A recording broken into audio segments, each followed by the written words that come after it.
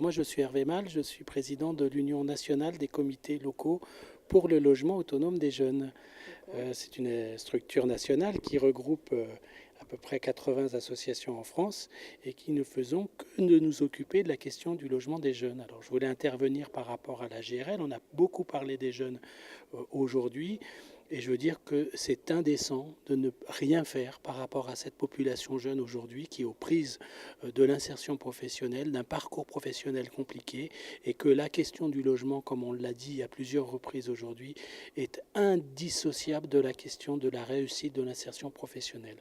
La GRL, c'est un outil, je dirais pas magique, mais important, parce qu'il permet également, si on travaille sur cette universalité, elle permettra à terme peut-être de déstigmatiser cette population jeune qui n'a pas toujours toutes les garanties à offrir à des bailleurs. Essayez donc d'aller chercher un logement sans avoir les garanties des parents, même quand vous prenez un contrat à durée déterminée, voire indéterminé, lorsque vous êtes jeune, eh bien vous allez voir que c'est un parcours d'obstacles qui est absolument inacceptable.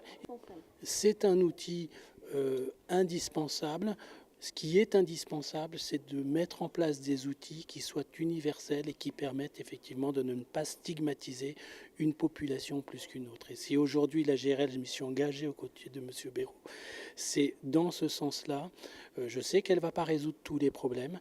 Par contre, ce que je sais, c'est qu'elle peut délivrer un sésame pour permettre à bon nombre de jeunes d'aller tranquillement à la recherche d'un logement en relation avec leur parcours professionnel qui va durer un peu plus longtemps qu'avant.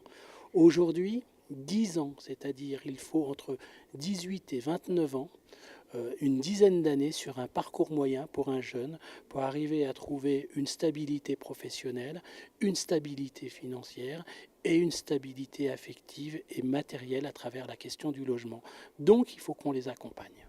Du débat d'aujourd'hui, c'est que par rapport à d'autres débats auxquels j'ai pu assister, c'est qu'on a enfin mis en relation la GLI et la GRL. Il va falloir faire un choix.